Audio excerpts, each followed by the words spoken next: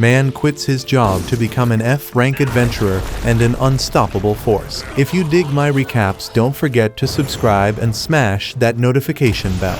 Around a gloomy castle, a man is violently thrown to the ground, and already exhausted, he breathlessly states that this is his end. Surrounding him, a group of hidden beings remarks that the man has become extremely strong, but the guy insists it's not enough. They say we should pursue our dreams while we are still young, especially for adventurers, since the tool of their trade is their own body. However, there are adults who simply cannot let go of what they desire. At the local adventurers guild, it's the day for the selection of candidates who wish to be promoted to rank E. One of them, named Rick, shows up for the test, and the receptionist Alyssa gets excited upon recognizing her old friend. They work together in an office, but the guy left shortly after. But the most surprising thing was that he registered with the guild. Rick comments that it's indeed uncommon to start being an adventurer at 30 years old, because most people begin as apprentices at rank F when they are still teenagers. By the way, Alyssa asks what he's been doing all this time, and he says he spent these years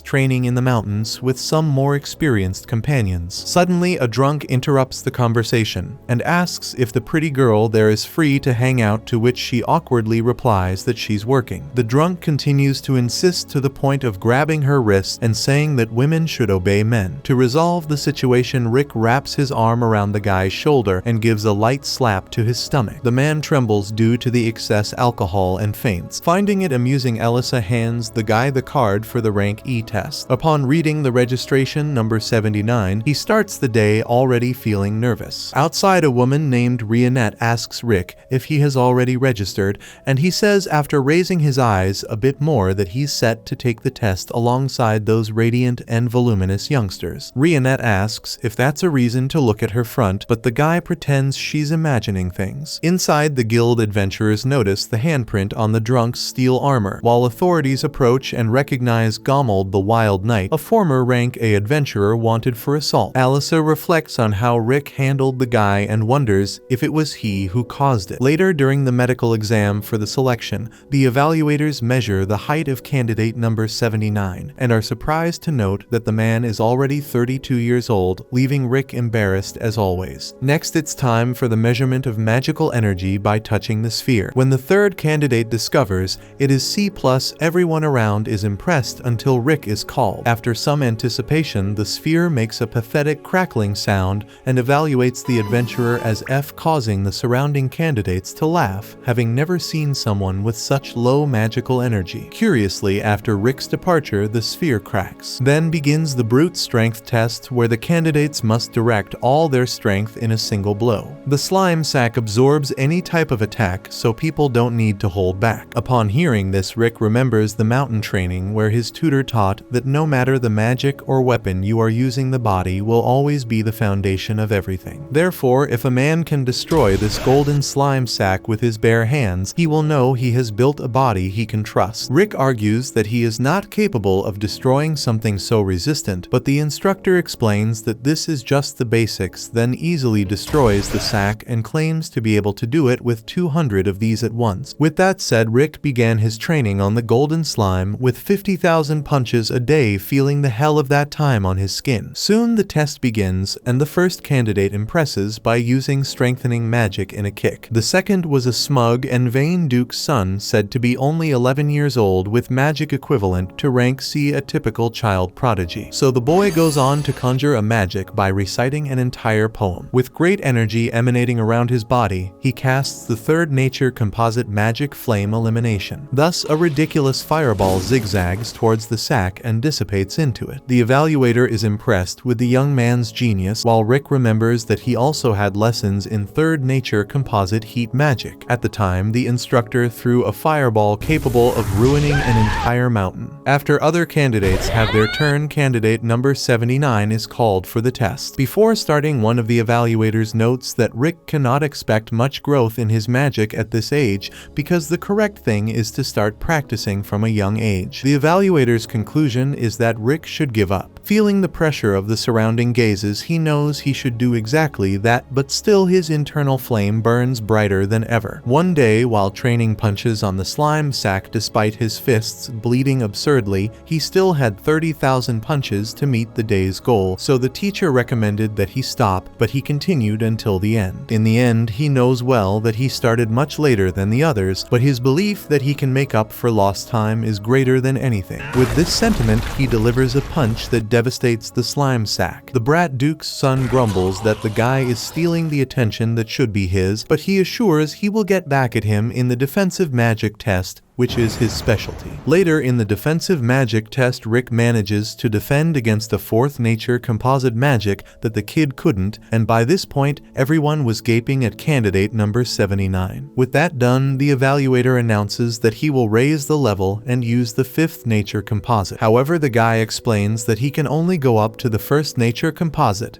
so the instructor believes he is being underestimated and intends not to hold back in this next attack. Soon he conjures a shock cyclone, a level 5 spell, leaving the other adventurers in disbelief at the outcome. Sylvester Elsernia, a first-class knight of the kingdom, hears the explosion from afar and goes to investigate, as such a large blast shouldn't be part of a test. Upon learning what happened, Lord Sylvester thinks someone is playing a joke on him because no F-rank individual should be capable of what was reported. He then reads the profile of candidate 79 Rick Gladiator, aged 32, and is astonished at the man's age. According to the records, Rick worked for 14 years as a receptionist at the Tiger Road Sinquat Guild branch. After the defensive magic test, the protagonist completed the written exam and finished the tests for the day. Later, talking with Rionette, he confesses that he doesn't know if he did well on the first day, especially since he scored an F in magical capacity. As a consolation, Rionette notes that the young man has improved a lot over the past 2 years. Suddenly, a haughty duke's son appears, calling Rick a commoner. Rick tries to remember the boy's name but fails. Furious, the kid says his name is Fried Diamuit, so Rick asks if he needs help finding his parents. Even more upset, Fried cries, saying today was supposed to be his day to shine, but the old man stole his spotlight in the test. Right behind the boy, Angelica, his older sister, scolds Rick for making her little brother cry. In tears, Fried claims the 40-year-old man mistreated him, so Rick tries in vain to convince them that he's in his early 30s. Ignoring everything, Angelica challenges the man to a duel, throwing a glove at his chest. He picks it up and says that while a noble's daughter might not know doing laundry is hard work. As he picks the glove off the ground, Rionette informs him that this gesture symbolizes accepting the duel, leaving the poor guy with no way out. Without delay, Angelica Diamuit, a second-class knight of the kingdom's knights, drags the opponent to the arena to punish the supposedly 40-year-old rascal, as she puts it. Following Philheim tradition, Angelica proposes that the loser must serve the winner until death. Amidst this, Rick asks what the level of the challenger might be, and Rionette believes that a second-class knight of the kingdom is probably rank B, so she asks the young man to go easy on her. Confused, Rick reminds her that he's the rank F in this story. To reassure him, the woman asks him to remember what he trained for in the past years, but the memories make him even more anxious. As a last resort, Rionette reminds the man that he's part of the Orichalcum Fist, the group that prides itself on being the strongest on the continent. With that said, Rick Gladiator stands up again and heads towards the challenger. Full of herself, Angelica claims she'll go easy on the rookie, drawing her sword and casting a spell. Rick analyzed that she's the type of swordsman who strengthens the body and weapons, but she doesn't give him time to delve deeper into his study, using her instant step ability to pass by him with impressive speed, making him hear the blade close to his ear. She claims to have given a warning strike, but even reducing her speed, the rank F couldn't dodge. Laughing at the old man, Fried reveals that his sister is so fast she's known throughout the kingdom as Angelica the Flash. Then she warns that this time she won't miss on purpose and attacks again with instant step. Ironically, as the attacker approached, Rick noticed that she's extremely slow, easily dodging her without any effort. Jaw-dropping, Angelica thought that only a few first-class knights could react in time to this kind of attack, but believes it was pure luck, so she charges at the opponent again. Once more, Rick can't understand how this woman can be so slow with a nickname like that, considering she must be just a rich daddy's girl who became a knight because of her wealthy father. Suddenly, she trips over a stone on the way, spinning through the air until she plants her sword into the wall with force. Not having anticipated her attack, Rick thinks thinks that ability is incredible, putting his tail between his legs again, not knowing she nearly tripped and lost her momentum. Angelica doesn't want to lose her composure either, so she pretends she spun on purpose. Next, she announces she'll use an ultimate level instant step, a move that impacts her body so much she can only use it 3 times. Rick acknowledges that she's much faster now, yet still seems like a turtle with a cramp. Despite the failure of this attack, Angelica insists on the same tactic and repeats the move, leaving only one more chance with this ability. Persistently, she maintains the strategy until she trips over another stone along the way. Afraid he won't be able to react in time to this change, of course, Rick strikes the ground, isolating the opponent and creating a crater in the soil. Unable to believe what's happening, Angelica asks who this guy is, and he responds that he quit his job a few years ago to try becoming an adventurer, but he will give his all to pursue this career. With that, to the rookie's surprise, the knight surrenders, using the excuse that she'll let this one slide because he managed to avoid her attacks. Not being a fool, Rick Gladiator asks about the agreement that the loser would become the servant, and Angelica uses the greatest speed ever recorded by her to flee the scene. After the victory, Rionette informs Rick that Bruffston and the others are coming to the kingdom at this moment to see how he's doing, and Rick has only bad premonitions about it. In the next scene, the legend of the warrior who faced the supreme monster Kaiser Alcipiat to conquer a treasure capable of granting any wish called the Akashic Records is told. However, this warrior never managed to defeat that mythical creature, and only some child who dreams of being an adventurer will someday obtain this treasure. This is what the legendary warrior believes. Back in the current kingdom of Philheim, the results of the preliminary tests for rank E are about to be announced, and if the magical energy transmitted to each exam card is blue, then that candidate has passed. Tomorrow, all the approved candidates will participate in a simulated battle in the second stage of the exam. Next to Rionette, Rick Gladiator is tense as another failure could mean his definitive withdrawal, given that he is already past the usual age for this. Soon his card begins to glow and fluctuates from blue to red before finally confirming his approval. Upon leaving the room, Rick smells something awful until a young charmer throws his charm at the beautiful maiden in the room, according to his words. He emphasizes that the noble house of Diamuit governs the people from north to south, and he is the eldest son, Raster Diamuit. The nobleman asks the maiden's name, and she responds that she is Rionette Urfeld. Rick also introduces himself, but the nobleman makes it clear that he doesn't care about a middle-aged, lackluster fool. Raster then turns his attention back to the elf and says he lost his heart in the depths of her eyes, so he would like to take her to the northern lands to make her his second wife. As the young man was rubbing the elf's hand, Rick decided to interfere to prevent things from going south for him, so he says that he is the lady's boyfriend and cannot allow such flirtation in front of him. Not believing him, Raster despises Rick's rank F card, to which the protagonist retorts that the nobleman is also no longer a kid to be taking the rank E exam. However, this was the perfect cue for the heir to boast that he passed this level at only 14 years old. In fact, he belongs to rank M and is the examiner of the simulated battle. Full of himself, he shows his credentials and advises Rionette to leave this loser and dine with a real adventurer. The elf laments disappointing the nobleman, but as can be seen, she is in the company of this gentleman. Additionally, she comments that the smell of Raster's cologne is so strong that it causes discomfort. Outraged, the heir of House Diamuit calls Rick a fifth-rate trash and tells him to prepare for the simulated battle, as there he will show the difference between them and knock some sense into the elf's head. After Raster leaves, Rick takes the opportunity to apologize to Rionette for saying she is his girlfriend, but she confesses that the story made her happy,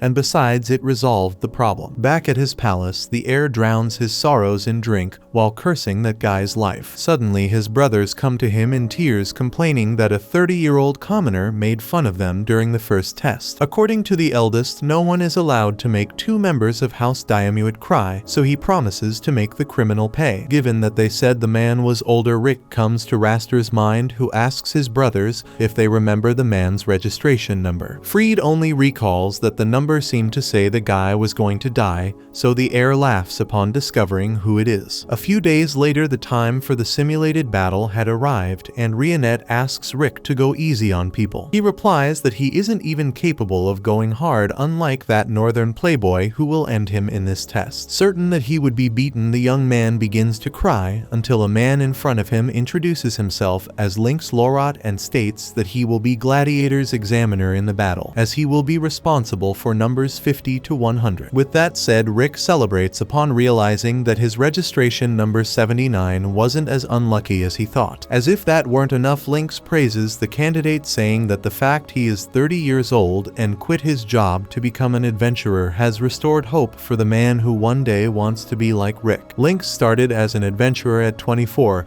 and only got his career going after 30. Therefore, he sees Rick Gladiator as an example of determination. Now 40 years old, the examiner intends to fulfill his dream of reaching rank, although it took him almost 20 years to reach B. With that, Rick enthusiastically greets the man, and although Lynx emphasizes that he will not have a favorite candidate in the exam, he invites Gladiator for a drink after the test. Listening to every word from his hiding spot, Raster waits for the examiner to pass by to approach him. After this conversation, Rick seems much more relaxed for the battle, as a huge weight has been lifted off his shoulders. However, one of the organizers enters the concentration room and informs that Lynx Lorot, the examiner for candidates 50 to 100, has suddenly fallen ill. Given the situation, Raster Diamuit will take over these candidates. Rionette had already suspected there would be some problem, considering that Rick ended up crossing paths with the 3 Diamuit sons. Around him, an adventurer laments Raster being the examiner because he is known as the man of 1,000 skills, a genius who rose to ranka at just 17 years old. As if that weren't enough, he has another nickname that's even worse, the Rankaf Crusher, and they say he harasses candidates every year for pure entertainment. Meanwhile, preparing for the simulated battle, Raster begins to show his claws by defeating a candidate with just one spell. According to him, this is the problem with people of humble origins, they aren't even good for a warm-up. Behind him, an elite guard receives the signal. Desperate Rick Gladiator asks what to do now, despite Rionette not understanding the reason for all the drama. The man remembers that the examiner is a rank A who hates him, not to mention all the people who always said he would fail. So Rionette responds that since other people's words can give or take away the confidence of those who hear them, she says that Rick is a strong man capable of passing the test and defeating the playboy with the spoiled perfume. Ever since Rick decided to become an adventurer, all he's done is succeed. Hearing these words, he feels more motivated to continue his journey without much regret. That is until a hooded kid approaches him and asks to read his fortune for free, saying he saw in Rick a man fighting his own demons who needs some clairvoyance. With nothing better to do, the protagonist accepts the challenge and sits in the chair. As he does, he falls into a magical trap and vanishes. The kid then removes his hood, revealing himself to be freed Diamuit. Rionette, furious, cuts the kid's crystal ball in half, blows up the wall behind him in the process, and grabs Freed by the collar to find out where the adventurer has been sent. When he refuses to cooperate, she cuts half of his eyelashes and warns that next time it will be his eyes. Freed panics and admits it's a teleportation spell that reaches 90 yards, meaning the old man isn't far. Rick ends up behind the test area, where he's greeted by an elite guard and his cronies. Realizing this, the rank F adventurer discovers he is indeed being sabotaged by the Diamuit family. The strength of the men surrounding him is equivalent to rank B, meaning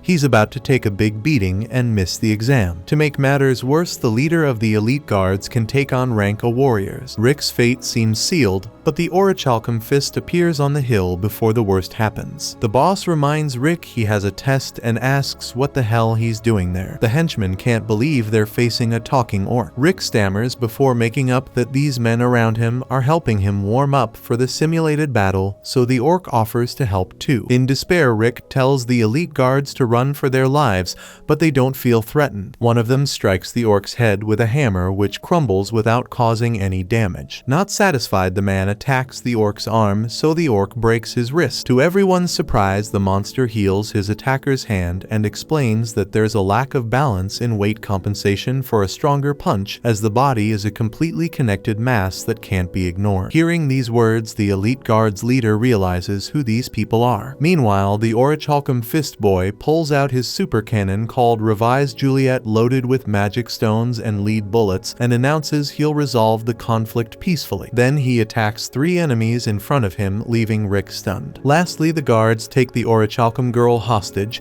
and order everyone to surrender or they'll slit her throat. Rick and the orc warn the man to let her go before something worse happens, and the girl asks her friends what the guy behind her is doing. Rick explains to Alysaret that the man is just trying to play, so she asks what kind of game it is. The guard, losing patience, punches her to keep her quiet, which awakens the child's fury, destroying everything around her with 7th nature composite magic. The guard's leader bows his head and explains that this girl is only 10 years old but is the most powerful vampire mage. After all, she's the demon child of devastation, Alysaret Drakwell. As for the other member, who looks like a boy, his appearance is deceiving. He's a half-elf, half-dwarf, over 50 years old, with techniques a millennium ahead of his time, being the greatest weaponsmith in the world. His name is Mizet Eldwarf, known as the Millennial Workshop. Lastly, the orc possesses unparalleled physical strength, and his intelligence is equally impressive. Able to use all existing support spells, this is Brufston, a Shork the Wise Beast. According to the guard leader, the 3 are rank S adventurers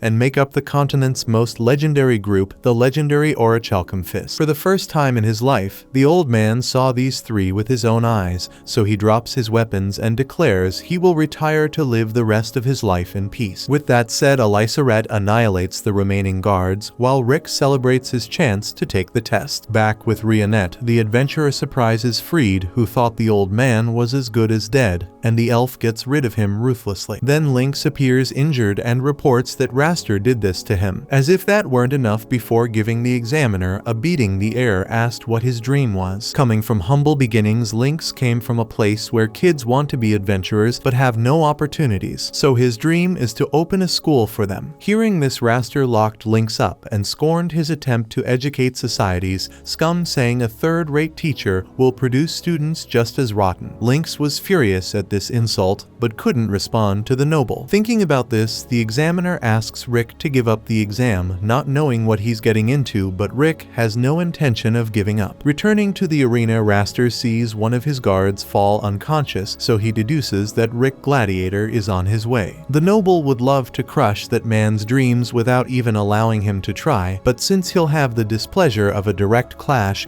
he wonders if he can make rank F suffer in another way, like making hell seem like a playground for that guy. While waiting for that moment to arrive, the noble entertains himself by setting fire to the poor souls during the preparation for the grand event. Amidst all this, Adolf observed the training, not expecting much from a rank A. By breaking the 4th wall, he directly teaches us that the 4 great fundamentals of every adventurer are physical strength, body control, mana quantity, and magical control. Together, these stats dictate the power of the person who possesses them. Arnold has the innate ability to visualize the scores of these fundamentals in other people. To prove his point, he compares the status difference between one of the event participants and Raster, who has such an overwhelming amount of mana that it even hurts the young man's eyes. Looking around with his impaired vision, he sees Rick and can't understand what an old man is doing in a test for kids. However, upon analyzing the stats of the man, Arnold's eyes burn more than ever. Upon arriving at the arena, Rionette is approached by the Adventurers Guild receptionist Alice Granger, who tries to strike up a conversation with the elf for some reason. In a corner of the bleachers, Alysaret calls her friend to watch the event near the Orichalcum Fist. Alice is dumbfounded to see an orc in the arena, while Rionette refuses Mizet's proposal to sit near him to avoid being a victim of the elf dwarf's hand. Since it didn't work out with his friend, he tries his luck with Rick Gladiator's former co-worker,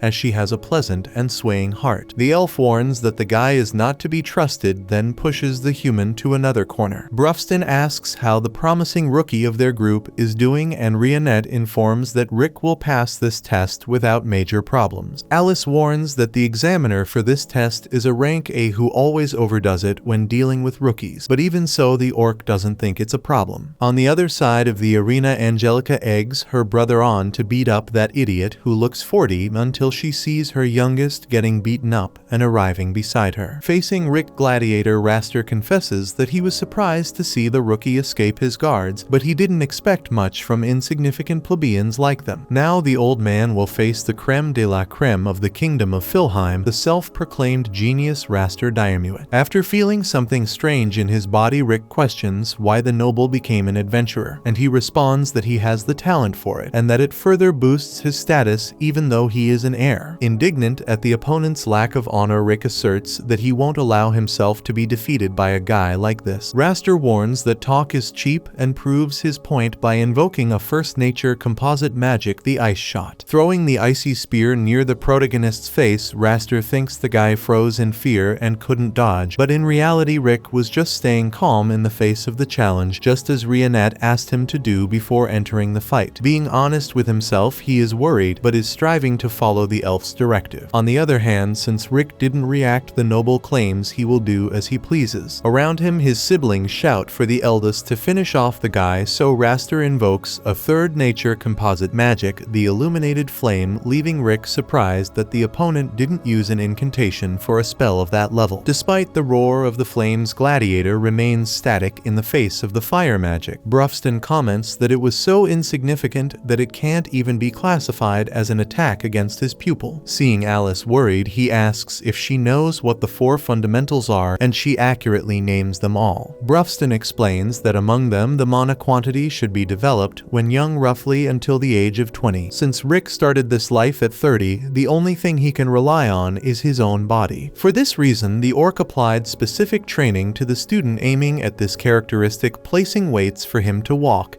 and get physically stronger to compensate for the lack of mana. Meanwhile, Raster conjures the cutting hurricane of fourth nature composite magic and throws it at the examinee. Brufston explains that he taught Rick to develop this body from scratch, while Mizet was responsible for teaching magical control. Elisarette says she just played magic games with Rick sometimes. Lastly, Rionette trained the pupil's body control. By dedicating himself so much to the activities he practiced with the Orichalcum Fist, Gladiator reached the level of an S rank, just like the other members of this organization. At that moment, Raster launches his shock burn, still using fourth nature. Rionette observes that Rick himself doesn't realize the level he has reached, because Brufston made sure to keep the student's feet on the ground like the day the boy couldn't break a rock in half. The orc said even a rank F could do it. In the midst of this, Raster continued applying his sorcery to the candidate with ferocity, despising the third-rate scum that dares to challenge nobility. With all his hatred for the rabble, the rich guy unleashes so many spells that the dust from the explosions fills the arena. Ironically, he admits he went a bit overboard. Regardless, none of this had any effect on Rick, who reappears without significant damage, further irritating the examiner. Consequently, Raster raises the level of the challenge by using physical fortification that boosts his strength and speed. Once again, Rick repels the adversary as if he were an insect, then reflects that he understood Rionette's point about self-control and perseverance. Focusing only on his innate talent, Raster neglected his own development, making him extremely careless despite the enormous amount of mana. With this realization in mind, the rookie declares he will not lose this fight. Even though the situation is not as favorable as imagined, Raster continues to believe that the candidate got away just by luck, so he begins to cast his first enchantment spell, cheering on his siblings in the stands. Using a third composite nature spell, Flame Elimination, Raster hurls a vast layer of flames at his opponent, who easily blocks the attack. This time, Raster can't hide his look of surprise. Mizet explains that Rick used his magic with a high degree of precision to block, because having low mana doesn't mean you can't compensate with excellent self-control. Despite his arrogance, Raster accuses the opponent of being cocky, claiming that all his blocks were pure coincidence. Still confident in his superiority, Raster is forced to use his iron body to take the student's blow, fearing an early demise. Indignant, Angelica comments that her brother is losing to a guy who hasn't even used any physical enhancement. At the same time, Raster finally admits that this guy is stronger than a rank E, but insists that Rick only dodged the attacks by pure luck. Tired of the noble's arrogance, Rick emphasizes the effort it takes for someone not to recognize the opponent's strength, especially since he didn't use any magic in the fight, only his body control. Still skeptical, Raster asks how this guy got so strong in just 2 years considering he's old? Hearing this question from a spoiled rich kid who always had all the opportunities life could offer, Rick feels personally offended. He had endured training where he was trapped inside a dragon's lair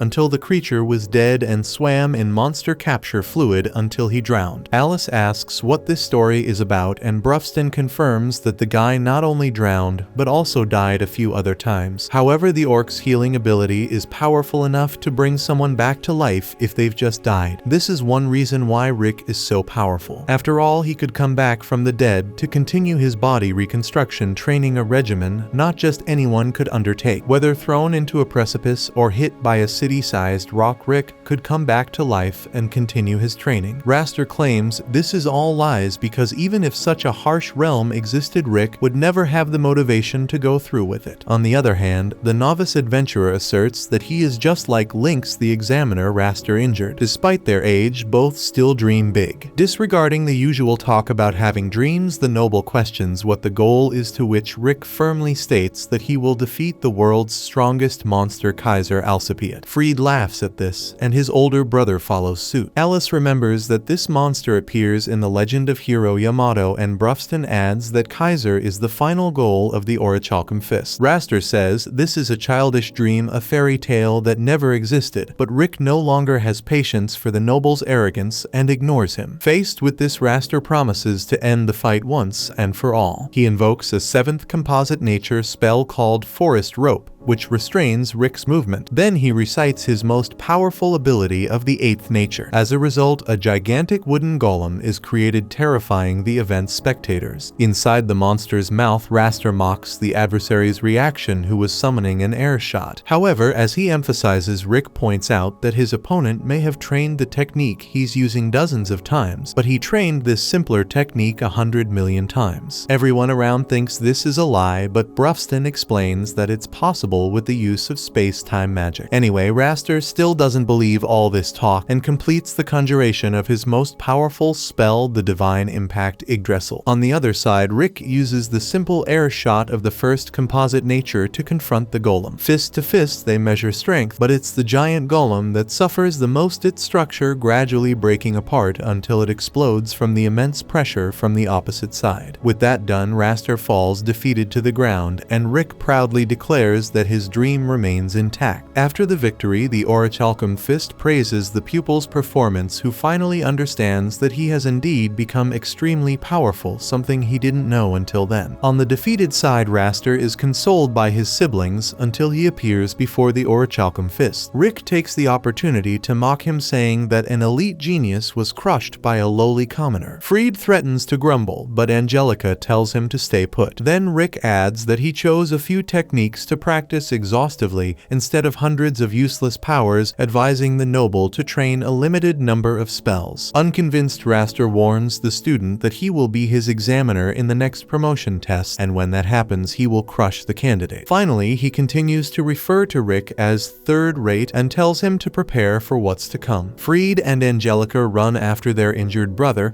but the girl pauses for a moment to greet Rick, something he never imagined possible. Later, the exam results were about to be announced, and the responsible person calls out the numbers of the promoted candidates one by one. Calmly, Rick waits for the numbers to be selected alongside Rionette and other examinees who, unlike the protagonist, were anxious. Meanwhile, Alice eats a meal with the other members of the Orichalcum Fist and asks if it's okay for them to be there before the announcement of those who passed, and they all reply that there's no need to worry. Rionette comments that Rick is calmer than she imagined, and he explains that he was just reminiscing about some things. When he was a child lost in his tales of heroes, Rick read that upon defeating the supreme monster Kaiser Alcipiat, one would gain a treasure capable of fulfilling any wish called the Akashic Records. However, Yamato, the hero everyone believed could achieve this, failed, and stated that only a child dreaming of becoming an adventurer could obtain this treasure and have their wishes granted. Reading this story to his parents, little Rick dreamed of being like Yamato, though his mother thought being an adventurer carried great dangers that could lead anyone to death. In her motherly concern, she wished her son would find another type of work. His father, on the other hand, thought this dream was a childish wish that should be set aside because everyone should seek stable and decent jobs. In school, still a child, Rick discovered he had a very rare ability, but the evaluators couldn't say exactly what this power was. The boy wondered if it was the type of power Yamato had, and the evaluator replied that it was something like that. Just this statement was enough to make the boy's eyes shine with enthusiasm, but the evaluator emphasized that this power wouldn't manifest through training, but with time. Therefore, the boy had to be patient. On his way home, Rick could already see himself on par with the great Yamato, and he hoped that when this ability manifested, he could tell his parents and convince them that he had the talent to fulfill his dream of becoming an adventurer. In the following days, after telling his closest school friends about this hidden power, everyone eagerly awaited when Rick would awaken his true potential. Showing the typical impatience of a child, his friends would ask day after day if this power had appeared, and with a hopeful smile, Rick would say they just had to wait. A year later, his friends were still questioning him about this matter, so Rick now, with less joy in his eyes, considered that perhaps the power wouldn't reveal itself until he became an adult. Despite the evaluator saying it was an innate power that would come without training, the boy started to push himself, trying somehow to express this much talked about ability. Years later, already in his adolescence, the situation remained the same. His friends advised that there are cases where a person, no matter how much talent they have within them, sometimes never manages to manifest it. They asked why Rick didn't become an adventurer in the meantime, since many people who choose this profession aren't necessarily strong, but still manage to make good money. However, for Rick, being an adventurer didn't mean making money. In any case, being his age, he needed to find jobs to help at home, so he got a job as a receptionist at a guild called Tiger Road, making his parents proud. The following days were an adaptation to the new job, where the young man worked hard to fit in and be a worthy employee of the uniform he wore, though he felt some jealousy towards the adventurers who passed through. In his free time, he continued practicing, trying to manifest the ability he was told he had. But as time passed, he grew older and more stuck in this job, while adventurers constantly passed by, showing their achievements and telling their journey stories. Even his parents, who once had a youthful appearance, were now showing gray hairs. Throughout this time, the Tiger Road receptionist kept his Legend of Yamato book close, though his hope of living the dream died a little each day. One day, Rick paid a reward to an adventurer who exterminated a slime infestation with Tuzazans and Lukes, and was thanked with a "thank you, uncle." Beside him, Alice tried to adapt to the new job and relied on her colleague for most things. Speaking of which, he mentioned that monsters expelled from their lairs had been appearing in the city lately, indicating a new mission. Most of these monsters were low level, so it was likely a rank D mission. In the meantime, Zaid proudly appeared at the guild to show off his new achievement,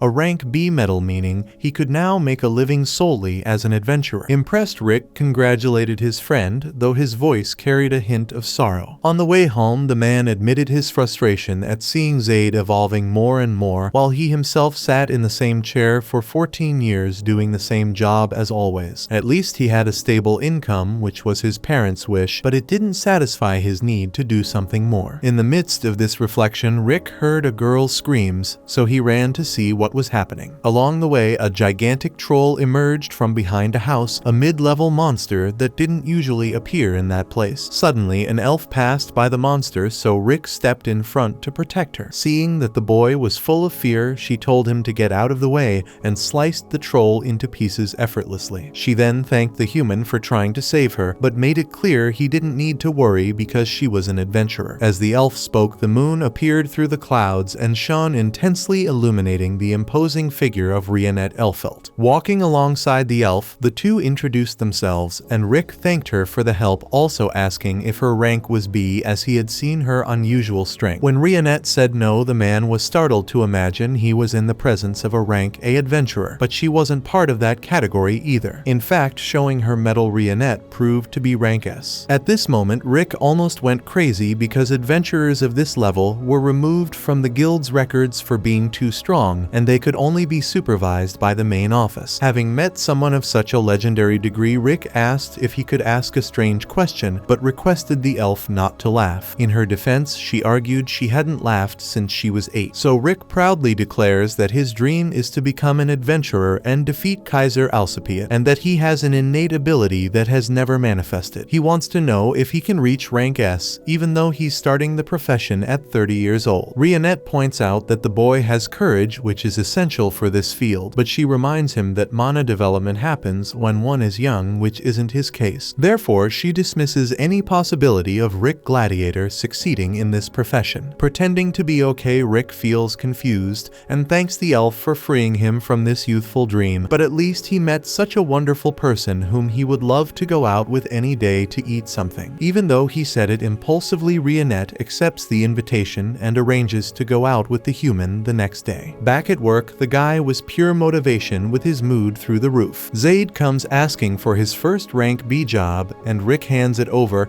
as if the adventurer were the winner of the neighborhood raffle. After all, the guy is going out with a beautiful girl, which means his life isn't total trash according to his own words. However, his plans fall apart when people start shouting about the appearance of monsters. Worried, Rick runs to the meeting place with Rionette, but realizes his concern is unfounded because the area around the elf has turned into a cemetery of creatures. As more enemies approached, Rionette Elfelt used her cleaving blade ability and made all the monsters into pieces. After exterminating the opponents, the elf is overwhelmed by a vision of a hell where she was attacked by the shadows of an evil dragon. This leaves her out of action for now, so when another monster appears, Zaid shows up to prevent the guild receptionist's death. Besides him, other adventurers who usually take jobs on Tiger Road join the adventurer after responding to an emergency guild mission. Together, the warriors eliminate the threat, making Rick feel a pang of envy seeing what an adventurer can do. Still, Rionette, having somewhat recovered, warns that a dragon is nearby and that this team won't be enough. She knows this because when she feels a dragon's magic, she loses control of her own magic. Soon, the winged beast appears in the sky, so Rick understands the cause of the monster's flight. When the dragon lands and looks directly into one of the adventurer's eyes, the man panics and attacks with a burning shock, which, although it doesn't cause any damage, provokes the creature's fury that, with a single flap of its wings, throws all the humans to the ground. Zaid knows everyone needs to flee as they have no chance against such an enemy. However, despite the group's attempts to get away, the dragon raises a barrier around and traps everyone close to him. Zaid tries to break the shield with his axe, but the magical protection is too strong. Faced with this, the man is sure he's going to die today. However, to everyone's surprise, Rick Gladiator steps in front of the others. Nervously, he explains that if they're all going to die anyway, he'd rather go down fighting to die as an adventurer since he couldn't live as one. Though he had given up on the dream, the truth is Rick's blood still boils inside, and this boiling was more than just the hope of fulfilling his desire. With that in mind, Rick throws a stone at the dragon to vent this feeling, while Zaid rallies his colleagues not to leave the receptionist alone in this. Soon, the fake Chun-Li takes the front line, while the mage fires his cutting hurricane. Finally, Zaid takes advantage of the distraction to hit his axe on the monster's snout, but besides having no effect, the dragon now prepares to use its breath. Anticipating this, Zaid covers the entire team with iron body. However, although he saved everyone from becoming toast, the group members suffer the impact damage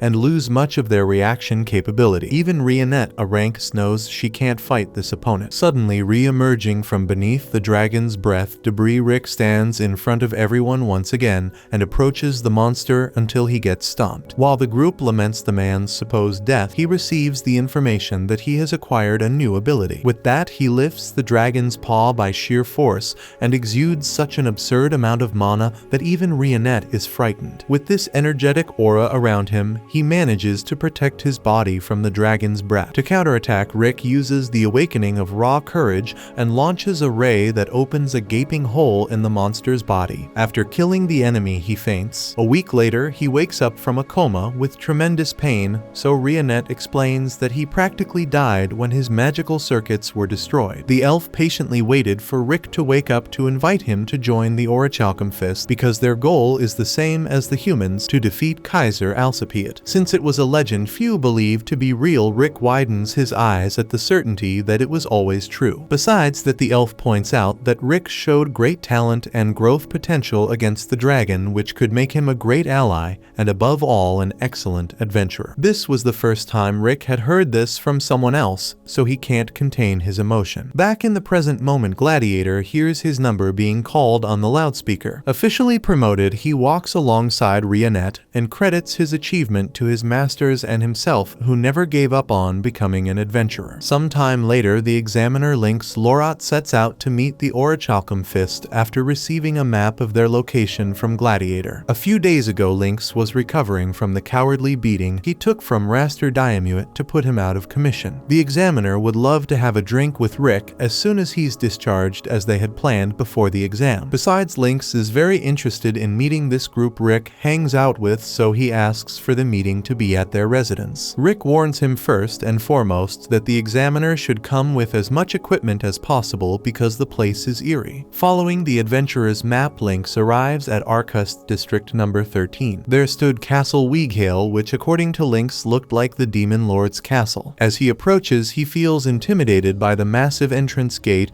Taking a while to notice, there's a much smaller door granting access to the interior. Upon ringing the doorbell to call the residents, the large gate opens and Rick welcomes the visitor. Inside the daunting wall, the place was wonderful and gave a unique sense of peace. No wonder, as no monster dares approach the domain of the Orichalcum Fist. Hearing this from Rick, Lynx questions why he had been asked to wear so much armor to enter if there are no threats around. The adventurer explains it's to keep his friend from ending up in a coffin. Soon they enter the house and are greeted by Rionette. Lynx feels honored by the presence of the elf who helped him so much during his rank promotion exam. Behind Rionette, a little girl waves at Rick, leaving Lynx puzzled about having a child in this peculiar environment. Nevertheless, he would love for his daughter to grow up as healthy and happy as this girl seems. That said, the child casts a 6th level spell on the visitor, simply saying kaboom, and Rick has to save the man's life at the last moment. Obviously, the adventurer scolds Alycerette, something he's done 1,000 times before for the same reason, casting spells inside the castle. The vampire complains that Rick doesn't play with her anymore, as if it were his fault. Maintaining her composure, Rionette threatens to deduct from Alycerette's food allowance to pay for house repairs, prompting the girl to throw herself at the elf's feet begging for mercy. Rick sighs and asks the visitor for a moment to give the child, affectionately nicknamed Alice by the residents, some attention. Rick knows the little rascal will cause trouble again if left alone. Meanwhile, Rionette makes Lynx feel at home,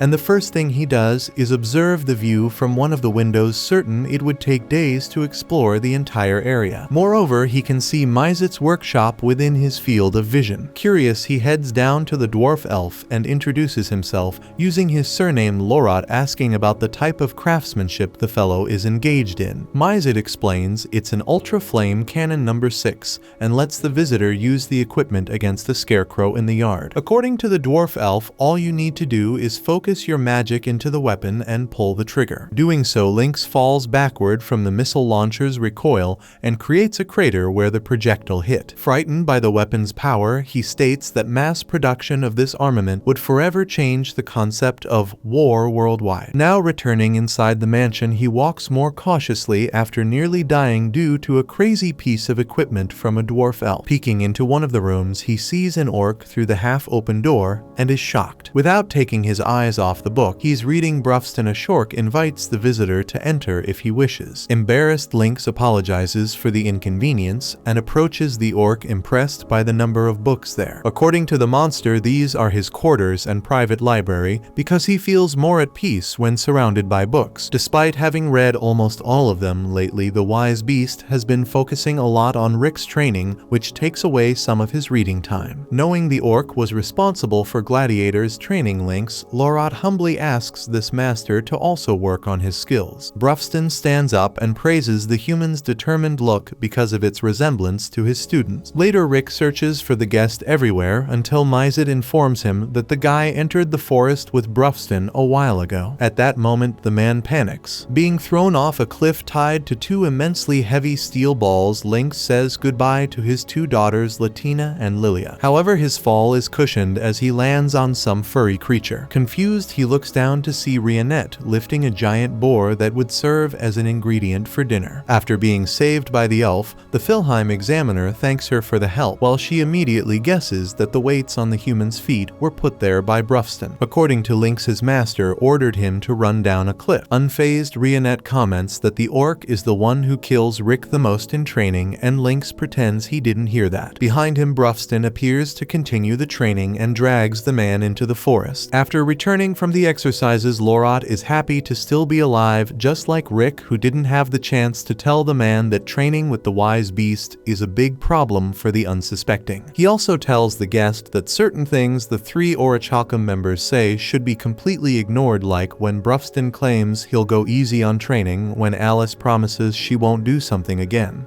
and when Mizet guarantees he'll take something seriously. Speaking of the devil, the three were planted in front of the human, complaining about his exaggeration. However, Rick stands firm and maintains his stance, trying to keep his guest alive. Mizet asserts that Rick's mistake was precisely inviting this guy for a tour of the mansion, leaving Lynx even more terrified. Later, Rionette serves tea to the two humans and informs them that dinner will be ready shortly. Noticing a vibe between Rick and the elf, Lynx asks his friend what's going on between them once she leaves. Rick thinks there's nothing special happening, especially since he's just a dull 30-year-old guy. However, Lynx points out that the age difference shouldn't matter much. For example, his wife is 20 years younger than him. Either way, he knows that nothing can be forced when it comes to love. At some point, if it's meant to be, their feelings will align and everything else will fall into place in the blink of an eye. A bit later, during dinner, Lorot expresses gratitude for the meal, and Rick insists that his guest eat plenty, something Alice has already done but still finds insufficient. Besides her, the other two Orichalcum members also want to eat or drink more, so Rionette gets up to serve everyone. Lynx tells Rick that this is the perfect time to offer to help the elf and strengthen their bond, so Rick rushes out to avoid missing the opportunity. Meanwhile, Lynx becomes curious about the gladiator's innate ability, and Brufston explains that Rick can't activate the ability on his own, depending on certain factors for it to happen. If the man controls the awakening of brute force, he will certainly be stronger than even the members of the Orichalcum Fist. After Rick returns, the orc takes the opportunity to ask their guest, who works at the Central, if he has heard of the 6 gems of the Yamato legend, because their goal is to defeat Kaiser Alcipiat. These 6 gems are magical stones that open the portal to the Spiral of Origin where Kaiser sleeps. However, these stones are only activated every 200 years, and at this part of the cycle they are already releasing an enormous amount of magic. That said, the Orichalcum members want to know any additional information about this. Lynx doesn't know but promises to check the confidential department to see if he finds anything. After this, Rick whispers to his friend that he didn't find any right moment to help his love interest because the woman is simply perfect in everything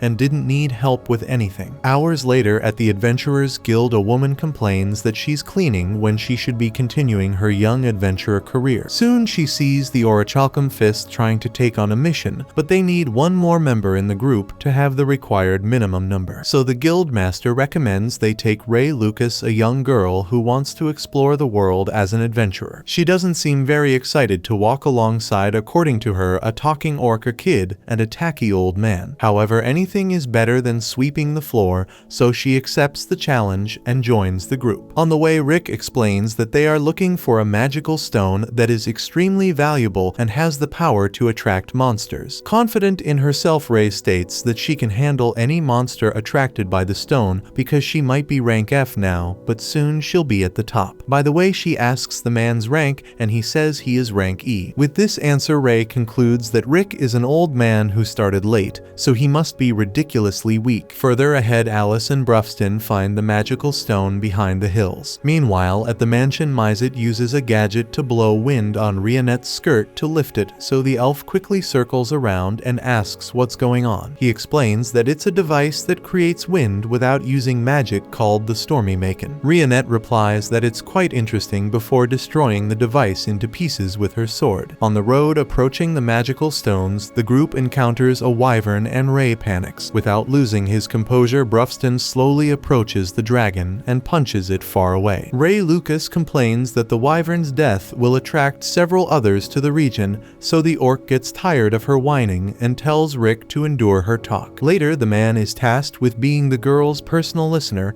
until they see dozens of dragons being slaughtered ahead, where Brufston and Alice were killing each one of those winged beasts. However, a red wyvern and even stronger dragon race had circled around and landed in front of the two humans. As usual, Ray gives up on life and sits down, so Rick asks her to run. Not wanting to act like a coward, Ray changes her mind and decides to face the wyvern alongside her companions like Yamato would. Being a huge fan of the legendary adventurer, Rick accepts the proposal and asks the girl to provide support. With this, she prepares a first nature composite spell, but Rick jumps ahead and smashes the beast's head with one hand. The next day, upon returning to the guild, the girl is acting strange because of everything she witnessed yesterday, and the guild master understands why. The Orichalcum Fist is known for bringing trouble wherever they go, considering they are the most powerful Rankist group on the continent. For this reason, the master believes that Ray Lucas should be content with activities that align with her limitations. However, Ray is motivated to reach the level of those adventurers and do amazing things like they do. Speaking of which, the Orichalcum displays one of the 6 gems, the Crimson Flower, on their table, after finding it at the bottom of the wyvern's nest. By using the magic resonance of this stone, they will be able to find the other gems. With this intent, Mizet uses his earth mapping ability, opening a map that points to Heractopia, a country known for its Colosseum, where combat arts make the fame of this nation. 400 years ago, this place was a small country mainly composed of desert. The 4th king, Alexander Heractopia, saw a settlement called Nuclepercy and built the Colosseum there. He held combat competitions, and King Alexander himself fought unarmed, using only his body, becoming an undefeated champion of 10,000 fights. As his fame spread across the continent, fighters from all corners challenged the king to break his invincibility, while Heractopia thrived as a kingdom of immense prestige and vigor in the face of these displays of strength. Nuclepercy, where the arena was located, became the capital of this reign. Alongside the Orichalcum Fist, Rick Gladiator stands before the enormous statue of the man known as Alexander, the King of Fists. Brufston would have loved to fight at least once with this mythical man, though Rick thinks such a duel might have brought about the end of the entire kingdom. Rionette observes that this type of combat as entertainment still thrives today as a central part of this place's tradition, which Rick understands since the occupation of a fighter in Heractopia is extremely common. They even have a special name for those who battle in these events. They are called pugilists. With that said, the group sets off in search of the jewel they came for. Despite being a city accustomed to brutes walking on every corner, one of the inhabitants is startled when a gigantic orc approaches him on the street. Rick just wanted some information, but the man runs away in fear. Figuring he won't make any progress there, Rick suggests they look for information about the 6 jewels at the town hall. However, the scream of a defenseless girl catches the group's attention, and they see a beast woman being harassed by a man. Brufston approaches to ask a question, but the man takes offense at the orc's presence, warning that he is a pugilist and therefore unafraid of trouble. Brufston doesn't seem intimidated and even comments that the bald guy doesn't look very strong, enraging the man further, who then challenges the orc to a fight in a nearby alley. In a matter of seconds, Brufston beats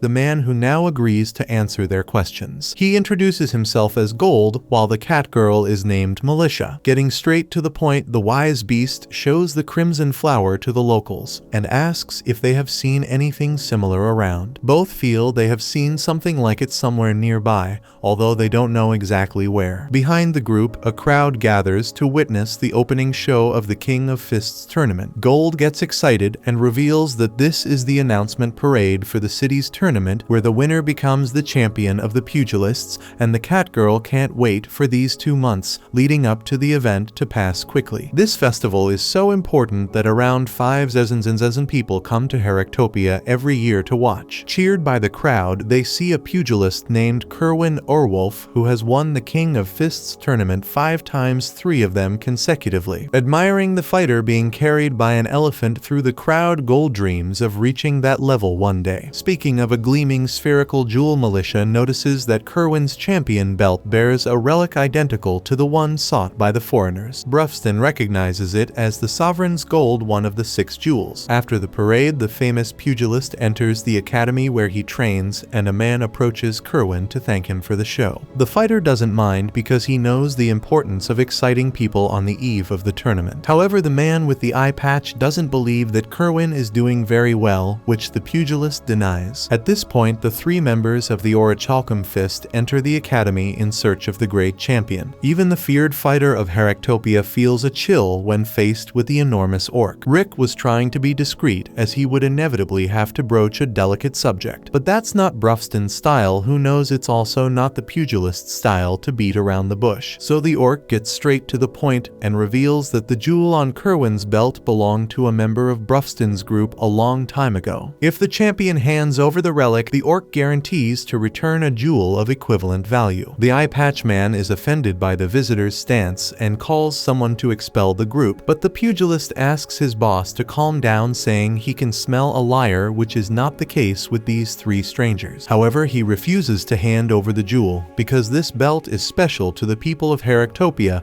and is part of the pride of this country. In other words, the only way to access the belt is by winning the King of Fists tournament. Brufston understands the circumstances and apologizes for the inconvenience, while Rick questions if they're just going to leave it at that, following the leader of the Orichalcum Fist out of the academy. The eye patch man thinks they should teach these presumptuous foreigners a lesson, but Kerwin is sure the 2 would be dead if things came to a head against those 3. After all, the pugilist noticed the intimidating presence of the maid and is sure she possesses surprising abilities. As for the man, despite appearing normal, he seems to have trained his body to an extraordinary degree and has an aura that's hard to comprehend. Lastly, Kerwin knows that the orc carries absolute power within him. Outside, Brufston reveals the plan to become a pugilist to win the event and earn the belt. To enter the tournament, one must pass the preliminaries held in the east and west of the kingdom and progress through the rounds until winning the block, where everyone is also qualified. After that, the winners move on to the tournament's round of 16. Brufston leaves Rick with the Western League while he heads to the east, and to avoid getting lost in this unfamiliar place, the orc has arranged for a personal guide, a man named Gold. Then Rionette informs Rick that he needs to pass a test to earn the right to be a pugilist. She takes him to a simulated battle where his opponent will be chosen randomly from the new competitors. Rick asks if his opponent is strong, and the organizer tells him it's a promising newcomer who won all the preliminary matches in the tournament. However, even if Rick loses, he can still qualify if he demonstrates a certain level of skill. Suddenly, Rick's rival introduces herself as Flash, and he immediately recognizes the voice. It was Angelica Diamuit, the spoiled noble he had defeated, causing all that trouble with the Diamuit family. However, it's Angelica who panics upon realizing her opponent is Rick Gladiator. In the audience, 2 old men watch the simulated battle alongside a few other men, as Angelica's beauty tends to attract male attention wherever she goes. Although she quickly gained fame for her meteoric rise through the preliminaries, one of the old men warns against underestimating the other newcomer, noting that upsets happen in the tournament from time to time. In the ring, Rick asks if her older brother is also in town, but she tells him she came alone, which eases his mind. On the other hand, Angelica is tense facing the man who defeated her without breaking a sweat. Even though she doesn't need to win to advance, she doesn't want to lose this fight. Soon her strength would be tested again as the organizer starts the test. Once again, Angelica doesn't perceive Rick as threatening, but she remembers how she underestimated him last time and vows to keep her guard up at all times. She tries to use her instant step ability, but ends up stumbling and failing, much to her surprise. Embarrassed, she stands up and tries again, only to discover she didn't trip after all. In reality, Rick was tripping her, somehow imperceptible to the eye. He asks if she enjoyed the skill he learned recently. According to him, this is the first of the 8 secrets of taking it easy. The leg swing sweep. It's a technique designed to demoralize the opponent by not letting them stay on their feet. Essentially, Rick was kicking her legs out from under her so quickly that even she, a second-class knight, couldn't see it. Trying to maintain her dignity, she attempts to keep her distance, but it's futile. As she backs away, she's swept off her feet again, landing awkwardly on the battlefield. As he continued to sweep her every time she stood up, Rick seemed to feel guilty about how easy the fight was and praised the difficulty of timing the sweeps given Flash's incredible speed. He encourages her to stay in the fight, promising to go all out now, but Angelica raises her hands and surrenders immediately. Thus, Gladiator earns his permission to compete after sweeping a noblewoman 5 times. However, she doesn't take kindly to her new humiliation by someone she considers an old man. Rick corrects her again, explaining he's only in his early 30s. Angelica, now crying, asks how many times she has to be humiliated by him before he's satisfied. Rick hurriedly explains she's misinterpreting the situation, desperate to change the subject. He invites Flash to grab something to eat. By coincidence, they end up at an inn managed by Militia and her parents. After serving some snacks at the pugilist's table, the Catgirl asks where Brufston is, looking sad when she hears the orc is participating in the Eastern preliminaries. When the waitress leaves, Angelica asks Rick why he became a pugilist, and he reveals his goal is to win the King of Fists tournament. The girl finds his ambition offensive but is too humble to protest. Nonetheless, she informs him it's impossible for him to compete this year, explaining that reaching the round of 16 is a long journey with insufficient time left. For instance, only those who won 40 matches in the semester gain access to the league, and the maximum a fighter can achieve is 10 matches per month. With only a week left before the tournament begins, she deems it impossible for Gladiator to make it. However, despite her lecture, Rionette announces she has scheduled Rick's 40 matches within a 4-day period, leaving Flash speechless. Later, Rick heads to his debut fight in the preliminaries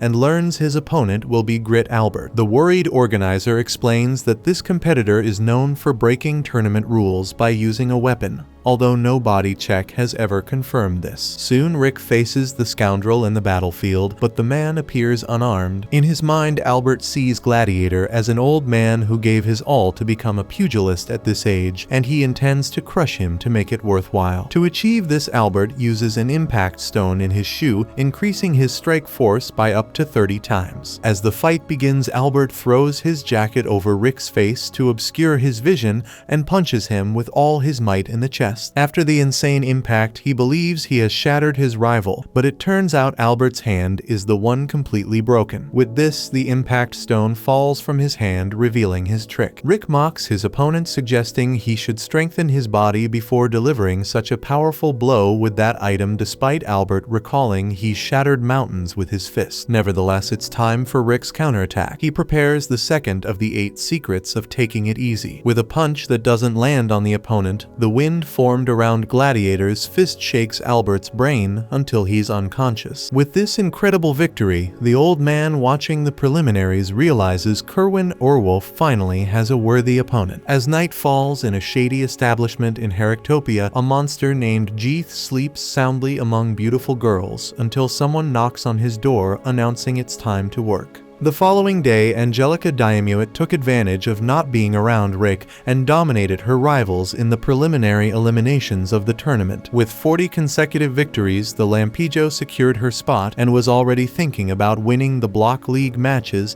just as Rick was getting excited to give his best. Angelica raised an eyebrow, questioning whether the guy really intended to fight 40 times in 4 days, since each venue only hosts 1 fight per day, meaning he would have to travel hundreds of miles to dozens of areas where the fights take place to meet that quota. But before Lampijo could even finish her thought, Rionette lost patience and called Rick to start the marathon, as they had a fight at Green Hill Arena scheduled for 10 a.m. Angelica freaked out, shouting that the arena was 30 miles away and that not even a souped-up carriage would get them there in time. Offended Gladiator responded that he was in too much of a hurry to catch a carriage, which is why he planned to run there instead. In no time, he sped off at the speed of of sound showing Diamut that the true Lampijo in the room had just left. While she struggled to accept that the guy defied all the laws of physics, Annette asked if Angelica was interested in watching Rick's fight. Angelica would love to see it, but had no idea how she'd get there in time, so the elf offered to take her in a way the human girl would never expect by jumping between the city's rooftops at a surreal speed, carrying her in her arms. Upon reaching Green Hill Arena, Rick was surprised to find Diamut collapsed in the backstage area. Despite being there, the girl hadn't managed to see the fight due to sheer panic. In any case, Rick felt somewhat relieved not to have an audience, especially since he'd made a serious mistake with the third of his 8 secrets for taking it easy. He realized at that moment that this move needed some adjustments. Behind him, Rionette reminded him it was time for the next fight, and he quickly headed off to his new challenge. Angelica begged to stay at Green Hill, but the elf ignored her pleas and carried the girl in her arms. At Kolak Arena, the human member of the Orichalcum Fist tried to calibrate his abilities to avoid turning his opponents into mush while still securing his victories. Upon reaching Shutgad Arena, Rick circled his opponent and finished him off with a small tornado created by his movement. By the time he reached Latrina Arena, yet another victim had fallen before the 30-year-old uncle. After the Colosseum's mad dash, Angelica could hardly believe that the guy had actually managed to achieve 40 victories in 4 days to pass the preliminaries. Sitting with the girl in a beautiful setting reminiscent of Venice, Rionette informed her that it was time for the block leagues, and Diamut thanked the heavens that she wasn't in the same block as that guy. After all, she did plan to win the tournament, but it seemed pretty difficult with Rick participating. Besides that, the elf reminded her that Brufston was on his way to the next round in the Eastern League, the S-rank orc who trained Gladiator. Upon hearing this news, it seemed like Angelica's hopes of winning the championship faded away completely. Rionette then mentioned that Rick had set off for the Tronia region, prompting the human to curse herself for not being surprised that the guy was simply walking the 600-mile round trip. Changing the subject, she commented that the elf might be uncomfortable with people seeing her so often alongside Rick, which could lead them to think the two were involved, but the maid didn't mind at all as she harbored great affection for the man. Embarrassed by the response, Angelica pretended it was no big deal. Out of nowhere, the establishment's manager appeared in a panic, desperate because he didn't have enough part-time workers. He begged the 2 ladies for help in a rather unconventional way, his forehead speaking volumes. Meanwhile, the Orichalcum Fist's Bugs Bunny reached his destination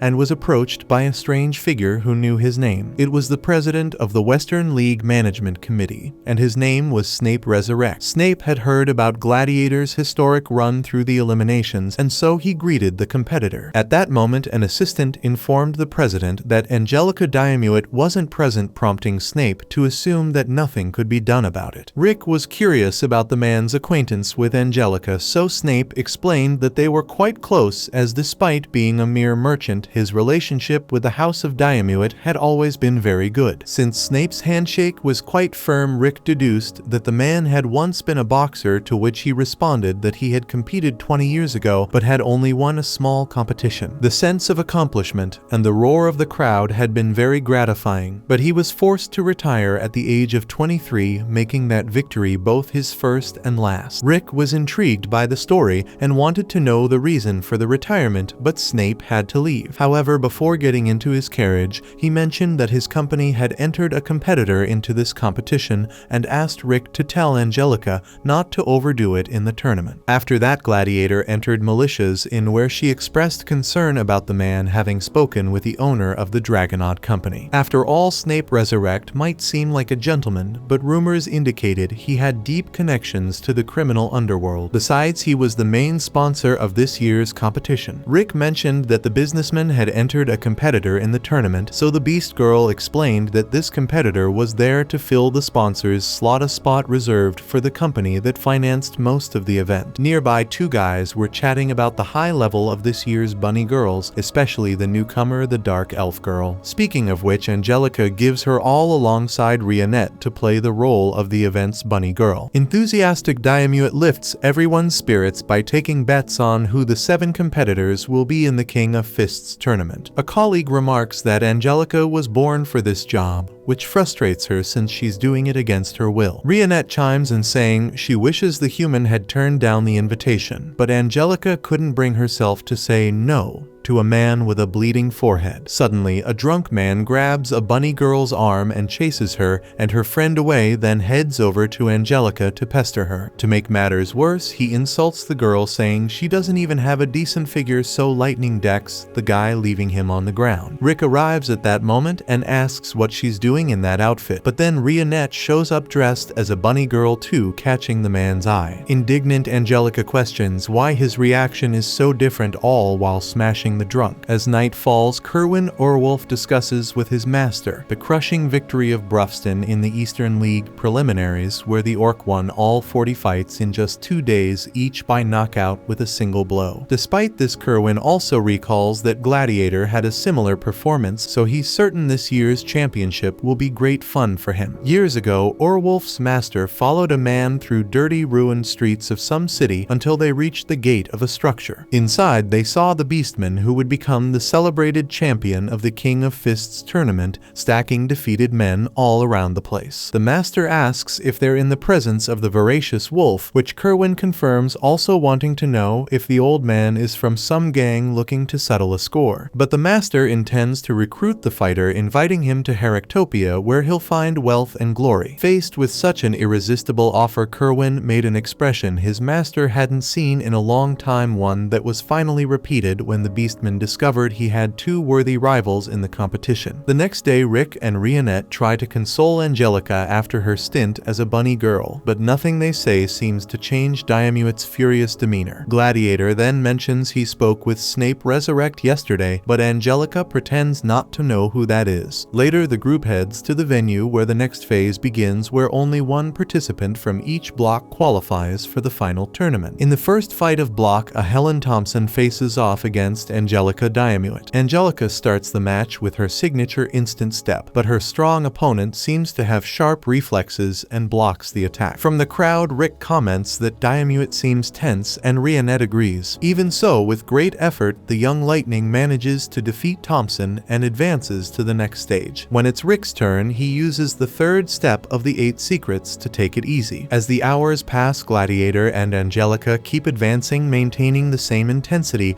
until they reach the following rounds. Now only 4 fights remain, and neither can afford to lose if they want to make it to the eliminations. Diamuet doesn't slow down and surrounds Taylor Bridge, her next opponent, with her well-known speed, combining her water wall with Thunderbolt Arrow to win her matches, but this adversary escapes the tactic unscathed. Surprisingly, the big guy matches Lightning's speed and hits her with a powerful punch, ending the fight. After the defeat, Angelica is treated by a nurse. Waiting for the girl outside the room, Rick mentions that her opponent's defensive strength was immense, but even so, she insisted on a strategy that visibly wore her down. Angelica loses her patience and storms off through the city until Rick convinces her to talk calmly. She then confesses that Snape Resurrect is her fiancé because he was the one who helped her when her parents died in an accident about a year ago. The children took over the management of the Diamuet lands, but the young one's inexperience led the house into serious financial trouble. That's when the family's stingy grandfather stepped in and made a deal with Snape. Eager to forge ties with nobility, Snape offered a truckload of money in exchange for marrying Angelica. With a slow mind, Rick finally realizes that the girl is engaged to the Lizard Man and goes crazy over it, while she adds that she investigated the guy while trying to annul her engagement to him and discovered he would become the main sponsor of the event. She was about to finish her thought, but a commotion from a bar catches their attention. Inside, Taylor Bridge tries to help a girl being attacked by a lizard man, but he's taken down with just one blow. After that, the lizard turns his fury on the girl, demanding something in return for spilling his beer. Angelica steps in against the lizard, even though she fears his strength. But just as the creature is about to punch the human, Rick shields his companion. At that moment, Snape appears and asks Jeeth, his competitor, to hold back until the tournament, which the pugilist does by fleeing the bar. Rick asks who that was, and Snape reveals it was Jeeth Resurrect, his younger brother, a brute who flies off the handle at anything. Since no one can stand the guy, he's become that cocky. That said, he shows he's happy Angelica is safe, as his wife's well-being is his most precious treasure. As the businessman leaves, Rick questions the connection between the engagement and him being the tournament's main sponsor. Angelica explains that the money exchanged for the engagement was so much that after checking the assets of the Argonaut Company, she discovered they have almost nothing nothing, and this tournament is Snape's chance to reclaim his fortune. In other words, the event is already rigged, so the lizard is using the sponsor's spot to manipulate the outcome, which is why Angelica is getting involved. She wants to win the tournament and ruin her fiancé's company. The problem is to do that she needs to defeat Jeeth, which seems impossible. Faced with the challenge, Rick offers to train Angelica.